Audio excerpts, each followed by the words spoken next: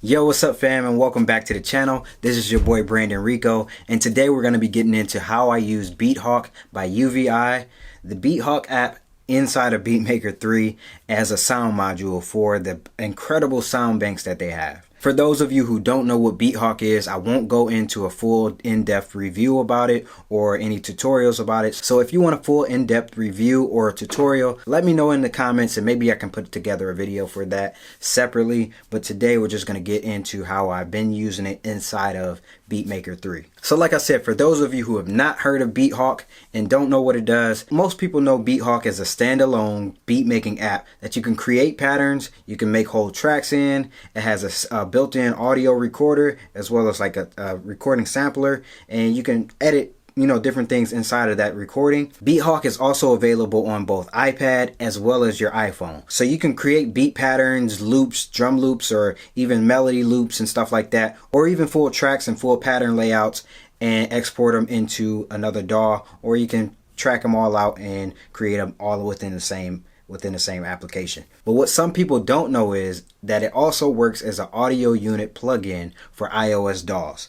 It works as an AUV3. So BeatHawk does cost just under $10. I think right now on the App Store it's about $9.99, and it does offer in-app purchases. So what you get with the $10 is the 2 free sample packs. You have a EDM and a Urban Factory sound library. And these are really impressive sounds, as well as some in-app purchases that you can expand on. And as you grow and get better at beat making, you can expand your sound libraries inside of BeatHawk. And let me tell you, these are super dope. Again, I won't be going through all the sounds that are available inside of BeatHawk in this particular video. If you want me to do that, let me know and I'll try to set up a live stream where I go through all of that stuff. Actually, Doug from the Sound Test Room just recently did a whole hour's worth of live stream where he went through pretty much 95% of all of these sound packs. So I'll definitely link that in the description below, or I'll put the link to where you can grab a view of those demos as well. The functions in the standalone version are very similar to, in my opinion, to a Chord gadget, and it's sort of similar to the layout and functionality of BeatMaker 3 itself. So that's pretty dope. Once again, you have some really high quality, impressive high quality sound banks and some really relatively cheap expansion kits that you can purchase inside of BeatHawk. In my honest opinion, both the sounds and the UI, the user interface of this app while inside of BeatMaker 3 is very reminiscent of, I say it's like the closest thing you're going to get to the Kontakt libraries for desktop. I think that's the best description. It's very reminiscent of Kontakt, the Kontakt player, and the Kontakt libraries inside of BeatMaker 3. And for the first time in a long time, I've been very impressed with the demos of these sound packs and these expansion kits, because they're very detailed and very precise, very good representation of what the actual sounds and presets and expansion kits sound like. So without any further ado, let's go ahead and jump inside of BeatMaker 3 and let's start talking about how I've been using it in my workflow. What does this workflow look like for BeatMaker 3 on the iPad? Alright, so we already have BeatMaker 3 up, and I've already taken the liberty of going ahead and loading an instance of BeatHawk inside of BeatMaker 3. So let's go ahead and tap on that. And you can see it loads just like a regular audio unit plugin inside of BeatMaker 3.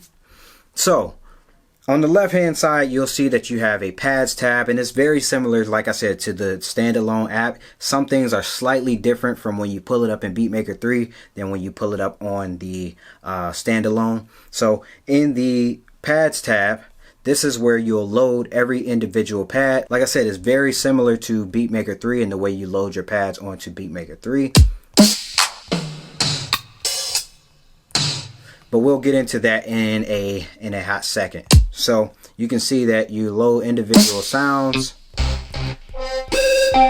and you have your pads tab over here at the very top, and these are correspondent to each pad.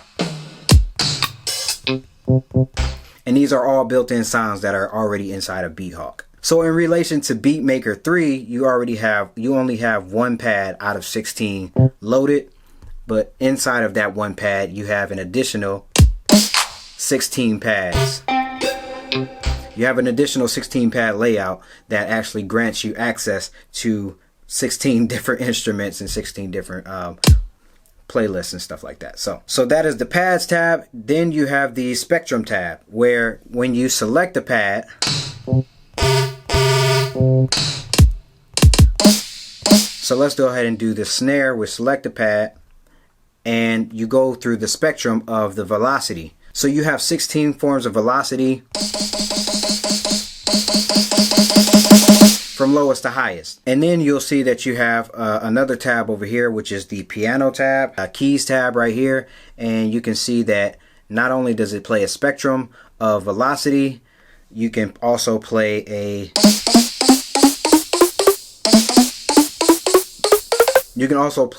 that same instrument inside of the keys. Inside of the keys tab, just like in BeatMaker 3, when you go exit out of it and you go into the keys tab over here, same thing. But where that comes in handy is, we're going to get into that in a hot second. Where that comes in handy is when you're actually using something like an instrument. So if you select the pad here and then go over here, you can actually start playing these in the keys tab on an external device or on the on-screen. You can play it on the on-screen keyboard there.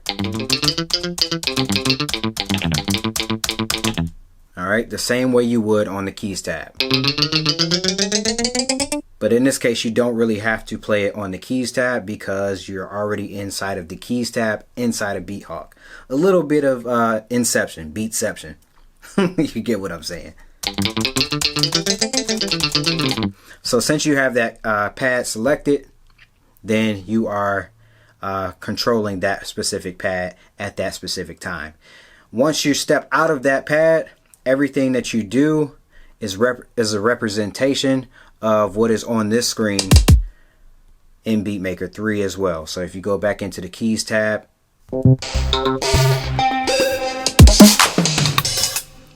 same thing, same exact thing. Let's go ahead and make a beat using BeatHawk inside of BeatMaker 3, and let me show you what that workflow looks like. So remember when I told you when you select a certain pad,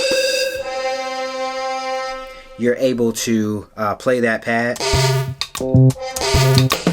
You're able to play that pad, but as long as you're in the keys tab.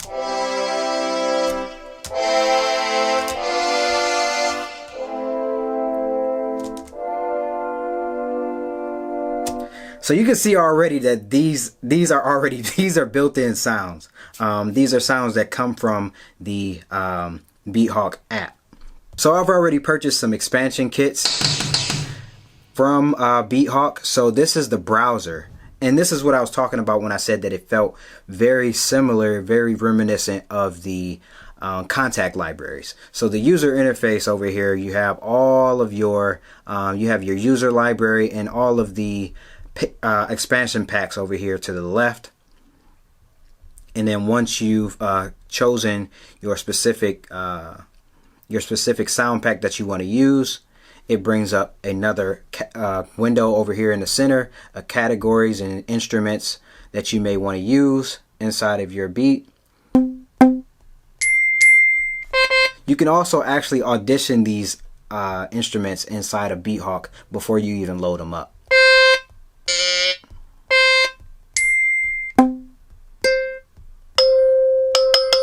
I like that one, so I'm gonna go ahead and hit load on that. And then once you see that load button turns green, and then you have a green check mark there. So let's exit out of that and then go to the keys tab.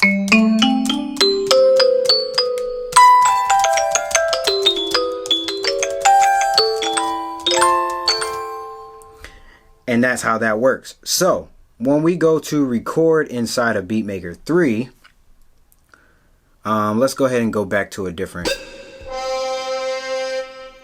Let's go here. So we can hit record inside of BeatMaker 3. And you can see as soon as I hit record, it recorded all of these because why? I wasn't inside of the piano tab, inside of the keys tab. So let's go ahead and undo that and then hit record again.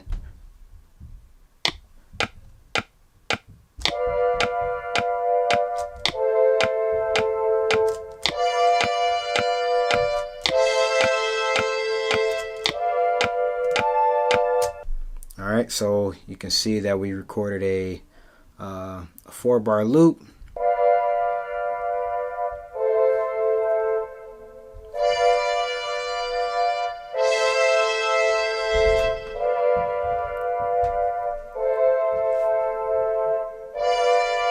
So that plays out exactly like a regular audio unit would, exactly the same way any other audio unit would. And you can see how detailed that French horn is. And then we can go back into BeatHawk. I think I want to re-record that.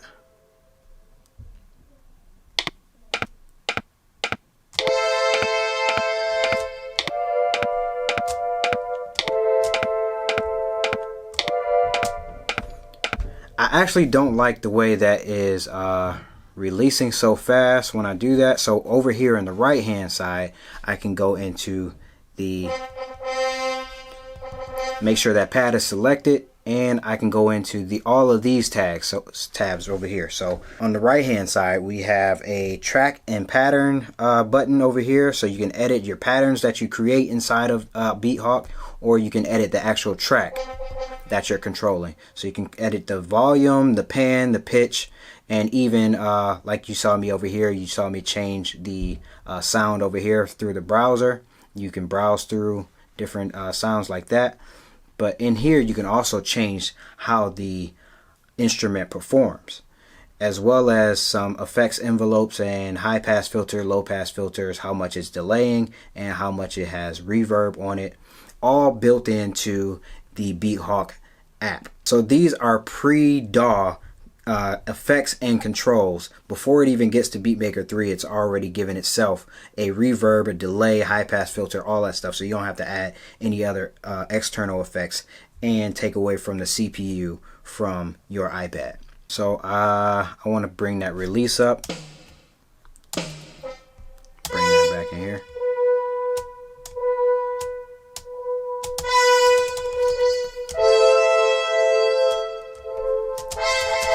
And then I can also make the attack.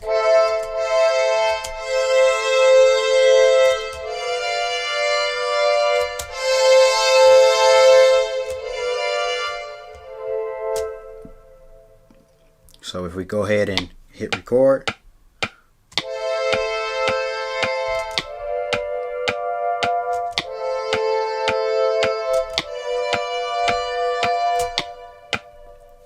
So I have a 4-bar loop. Let's go ahead and duplicate that. Now so once we duplicated it, it turned it into an 8-bar loop.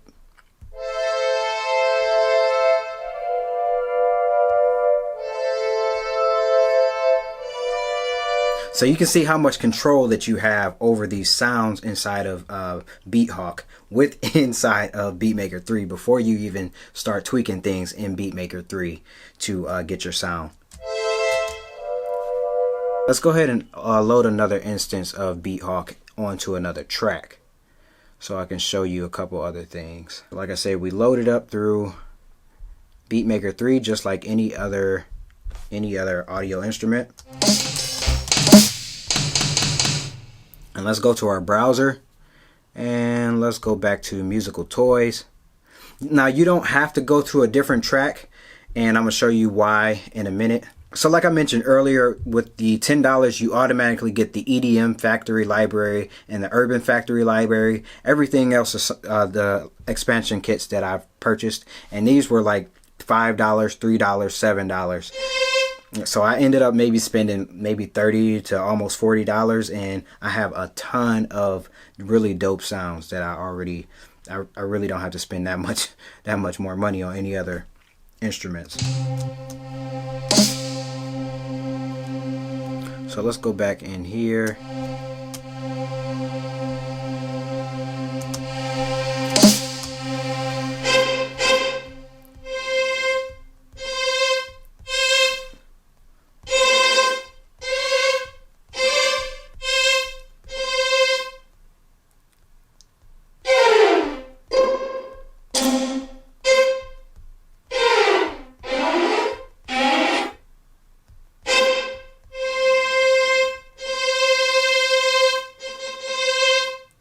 like that one, so I'm gonna go ahead and load that and then go into the keys tab. Again, I don't like how fast that is releasing, so let's go ahead and go into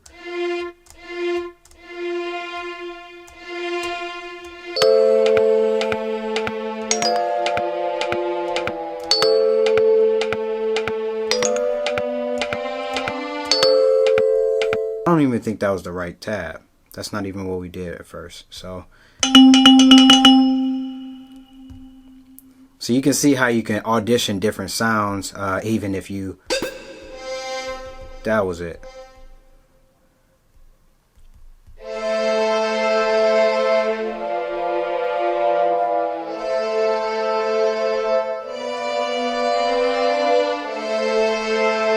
So you can see how you can audition different sounds with ease without even changing the exact instrument.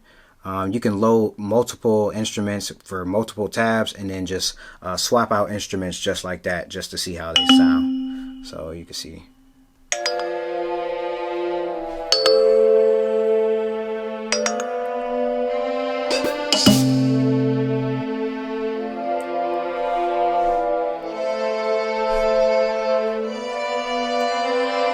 So I'm gonna go ahead and load up another instance of BeatHawk onto a third track, just so I can show you how it still works the same way inside of BeatHawk, just like the standalone mode, and how that works in relation to BeatMaker 3. And like I said, with BeatHawk, you don't have to go through a lot of tracks,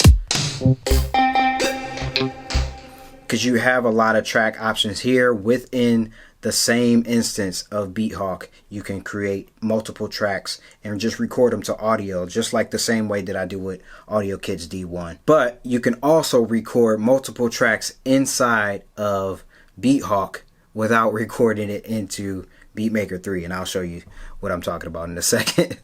So just like this on the standalone, you have your patterns tab. You can create patterns inside of BeatHawk and just keep building that loop until you find something that you're satisfied with, and then you can export it into BeatMaker 3 or just record it to audio, like I mentioned earlier. So let me show you an example of that. Let's go back to musical toys, and then I'm gonna go to instruments, acoustic toys. I like that music box, so let's do that. And I like how I can audition that before I even load it up. That's pretty dope. So let's go to our keys tab.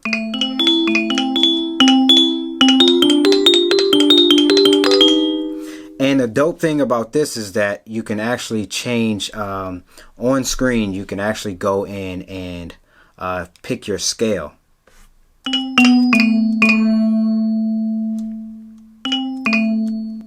So we can go in and do minor chord and change the key to let's change it to A, since that's the progression that we're playing in.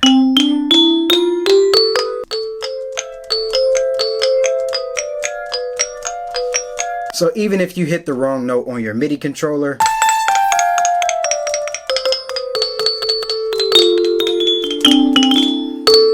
it'll help you out in the sense that it doesn't let you play the wrong notes, as long as you have your key set to the right scale and the right key that you're playing in. So after all that's said and done, you can now record into BeatHawk as a standalone pattern or loop creator. We know that our loop is a 4-bar loop, so when we go to our patterns tab, we're going to change this to the length of 4, and we're creating on pattern number 1. And then you can see that we have a metronome, you know, quantize and all that stuff. Like I said, I'll do an extensive review if you guys want that, but you can record inside of a little bit of inception, beatception, whatever. You can record it inside of BeatHawk just like this.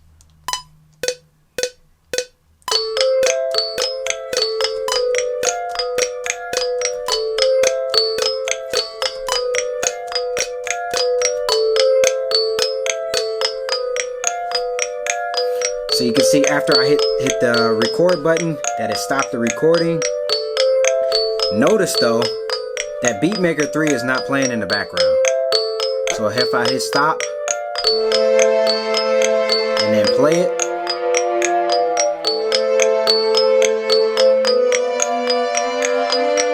you can see that it plays in sync with the story that you can see that it plays in sync with the sequence that I've already created inside of BeatMaker 3. So stop it from the beginning. And you can see over here that BeatMaker 3 is playing those MIDI notes. You can see over here that BeatMaker 3 is actually playing those MIDI notes without it actually being recorded to the track. So if I want to record it to the track, I can either record it to audio or find a way to record that onto the sequence, just like I did there. But this is a very good way of auditioning things before I throw it onto the track. And let me show you a couple more things on BeatHawk as far as auditioning things. So when we go back into the pads tab, that will still play.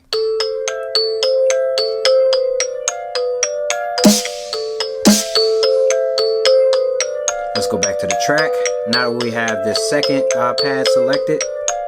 We have the second pad selected. We can go into the browser and choose one more. Let's go into vocals and go to mix choirs. I like that. So I'm gonna load that up onto that pad. And you can see, actually you can see it here, that you can tell which pad is selected and which pad that you're loading each instrument onto. So we can go into this pad and load up another one. Let's go here.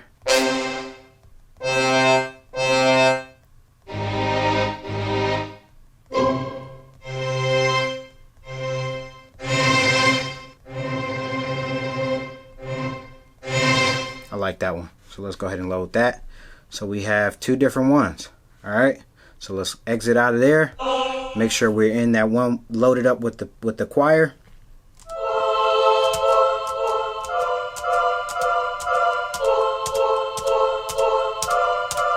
All right. So again, we're in the key of A minor. All right, so once you set the key for that specific instance of BeatHawk, then you're set for that entire instrument. You have to set the key for each instance of BeatHawk though. So we're still in the key of A minor here, and we're still in the key of A minor here, here, all the way through that same instance. So go into the keys tab.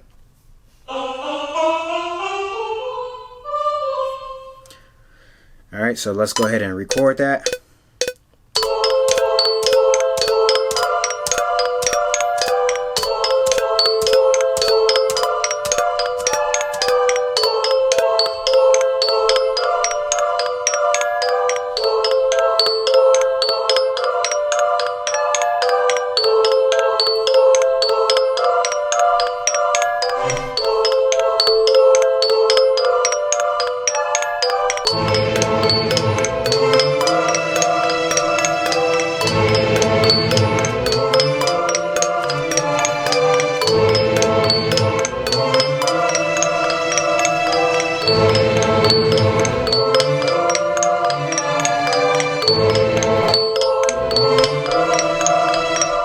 And that has nothing to do with the track that we recorded onto BeatMaker 3. So you can see that I can change these aspects of each instrument real time.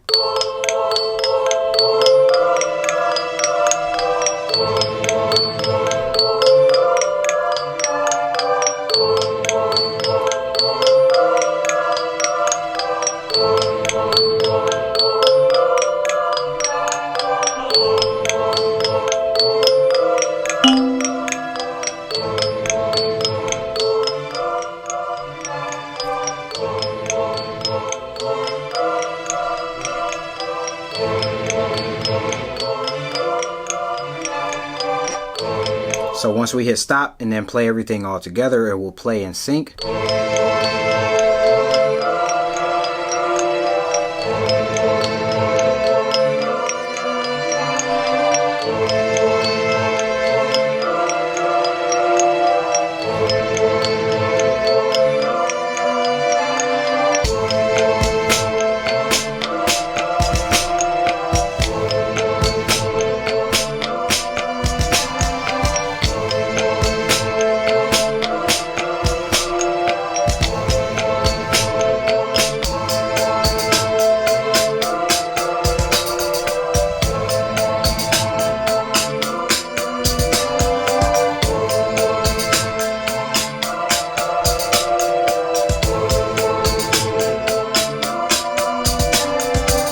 Alright, so this has been my workflow with BeatHawk inside of BeatMaker 3. Hopefully this information was helpful to somebody. Hopefully this workflow will be useful to you and your setup. And yeah, make sure you check out that other video that I was telling you about of Doug from the sound test room. If this was helpful to you, go ahead and hit that like button for me. Let me know I'm on track. If not, go ahead and hit the thumbs down button. That helps too, as well as leave me a comment on anything you had questions about or anything you disagree with, anything that you might have a workflow or workaround for. I'm open to it. Let's talk about it. Hit me up in the chat. Hit me up in the comments. I'll see you guys in the next video. Peace.